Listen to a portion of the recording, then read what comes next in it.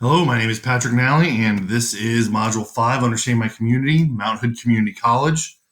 Again, I work at a community college, not a school district, but the district is basically East Multnomah County and Portland, Oregon metro area. So Gresham is the city it's located in. There's also Troutdale, Woodview, and Sandy, Oregon, but mainly the west part or the east part of Portland metro. Many single parent homes. We have the highest poverty level in Portland metro area. Very racially diverse. There's a mayor, but no park and recreation department. It's a very scaled back government system in Gresham. There's about 110,000 people in the city. The issues we find common here: homelessness, high crime, especially stolen vehicles and petty theft, drug use, those kind of crimes. Very diverse community, 71.1% non-Hispanic white, very large Hispanic and Native American community here. A lot of people describe Gresham and West Multnomah County as kind of a mix between Portland and Oregon. Some of the old Oregon folks, it's very conservative Republican, where Portland is very much liberal and democratic, and Gresham used to be on the outskirts of all that, and now they are very much right in middle Portland metro. So you have a very, very interesting mix of that. So everything goes back and forth. Values kind of go back and forth. A lot of our administration, though, is more liberal, democratic leaning, coming from a higher education standpoint. A lot of liberal Democrats in that area, it seems. And so a lot of conflicting interests there. A lot of homebodies live outside of the Portland, Oregon, or the Portland metro for a reason. Religion isn't very prominent, it would seem. We have the lowest ranked public schools in the state, and the state ranks 49th nationally in public schooling. So obviously, schools aren't doing well, which comes a lot to the conflict between being a sanctuary city, etc. Schools are this bad, and that's where a lot of the conflict comes from out here. Again, Gresham used to be in the outskirts. Now it's developed. Some aren't happy about it. They always fight to keep restaurant chains, any other big chains, out of the area. Education level in Gresham: 80% high school graduates, only 21% college graduates. At our school, actually, there are more 30 plus enrollees than under 20. 52% female. Employment, again, it's a really small trade, small business. There is an Amazon distribution center out here, but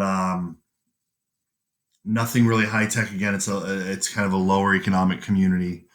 Mount Hood Community College itself is 54% minority. Communication channels: TV, radio, social media. Portland Metro, obviously many TV and radio stations. And again, Portland Metro news is different than what some people out in Gresham, Sandy want. 12% speak English as a second language at Mount Hood Community College, and most get their news from social media, we found in a survey. Varying influences. Again, this is going to be a common theme throughout this presentation. Different curriculum, conflicting views on what the U.S. should do with immigrants, reproductive rights, trans community. I'd say Gresham is almost 50-50 conservative and liberal, where obviously Portland Metro is probably 90-10%, and then it's the opposite out in the rest of Oregon, pretty much. Cooperation: everyone wants better schools, obviously, and they want their tax dollars used better. Gresham has a mayor, but much is led by the Portland mayor, Ted Wheeler. Citizens are not very politically active in Gresham.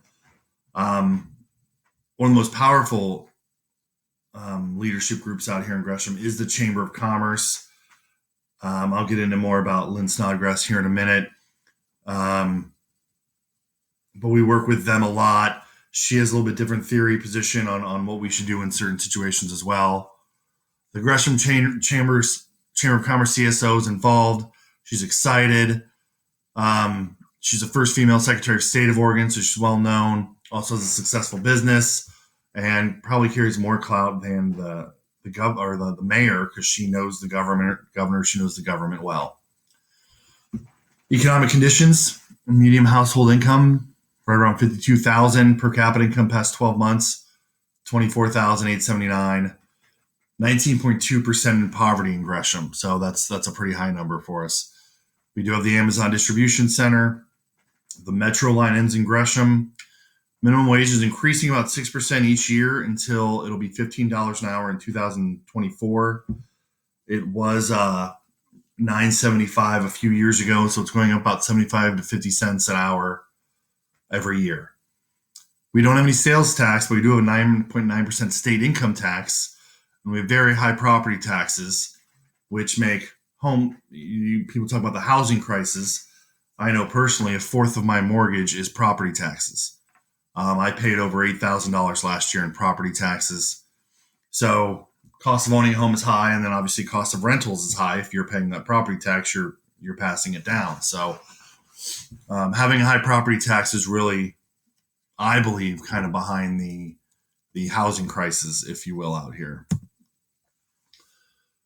Difficult to separate politics from education, and many are upset with how tax dollars are spent. Sanctuary cities with 49 ranked schools nationally, so you can see the conflict there. More money is spent at the state and local levels on education than in other forms of government. Aid to district school buildings, property tax assessment. I feel this is part of I'm getting my doctorate in public administration. Kind of an argument I've had for a while. I think there's too many forms of funding, in my opinion. When a lot of different entities are giving you money, there's too many different agendas. Too many people want things their way. I would rather the schools be taken over federally and then all the states get the same amount of money. I don't like the property tax idea. Or it should all be controlled by the state. But when you have too many people chipping in, I feel like it gets a little convoluted. And the subsidy for community college was also decreased in 2020-2021 state budget. So a lot of community colleges are depending on state subsidies. They create their budget with it. Last budget came out, and the community colleges are actually going to be getting less money. So there's a lot of panic. Mount Hood Community College literally recently just cut 6 programs. We're going through a whole academic revitalization. On one point, it's important because we want to make sure we're being efficient, not just spending money because there is money. But there wasn't a lot of leeway. And again, it goes back to we're cutting money from community college, but we're sanctuary cities. We give money to other places, and people could get a little upset about that. Social tensions are mainly political. Obviously, Antifa is putting on a protest basically every weekend. It was every weekend until the businesses in downtown Portland went to the mayor, because the mayor was telling the police to stand down for the Antifa protests, but then nobody would be able to go downtown in Portland. Our police chief actually just left to be the police chief in Philadelphia and took a pay decrease because of her hands being tied by the mayor. She wasn't able to enforce the law. Not really a lot of racial tension. It's mostly political, and it's from a mixture of political beliefs. Extra source of information: school records, questionnaires to pupils, Multnomah County, other government websites. You really can call the president of Mount Hood Community College directly, the mayor, Gresham Chamber of Commerce. They're pretty readily available. Census.gov. We also do statistics every 3 years through Mount Hood Community College, and the minutes of the board meeting are always available at the website. College seems to be on its own aside from other community colleges. We don't really work with the school districts. I've never seen the mayor at any of the meetings. Warren talked about on the state level. All community colleges are facing low enrollment, and that's almost a product. When the economy's good, community colleges suffer because everyone can go to 4-year schools. So that's kind of a trend you see with community colleges in general. Also, the lower state funding. So it goes with the tides. Multicultural, you need for low-cost education programs that can become careers. That's part of the revitalization program. We want to make sure that the degrees we are offering are ones that the kids can graduate with, or adults graduate, have a degree, and then go make a living with. Very diverse, large Native American influence. We do have monthly calendars containing many different cultural holidays. We get emails a lot on what holidays are coming up for certain cultural groups. Be cognizant of those. Frequent guest speakers, community forums. So I think we do a good job in that aspect. The school is very liberal, can sometimes lose support over opinions. The school is $6 million in deficit, and we did just have a new president that started last year, and 6 programs have been cut. They seem to go through president in the history about every 4 to 5 years. We seem to get a new president at this school, is what it seems. So I don't know the reasons for that, but that seems to be the theme I have noticed. We do have monthly open board meetings. Public can speak, but sometimes they feel not heard. Accusations of false inclusion. You invite the community out, you do surveys. Hey, we want to know what you think, but it's more they feel like they're just checking a box. Okay, we heard you. Now we're going to do what we were going to do anyway, which I see as well, and obviously doesn't make me happy. Have taken surveys of public meetings available on campus. Do with city forums. I just hosted 3 city forums about the aquatic center I run. Again, they feel like they're not listened to, and I feel like we need to be more transparent during these community meetings. I was given things I wasn't allowed to speak about, and kind of put me in some tough situations sometimes while speaking with the community. And that is it. So overall, it's every day is a little bit different in Portland, Oregon, the Portland metro area, and especially on the outskirts, because they're just 2 very different groups of political ideologies, kind of going head to head.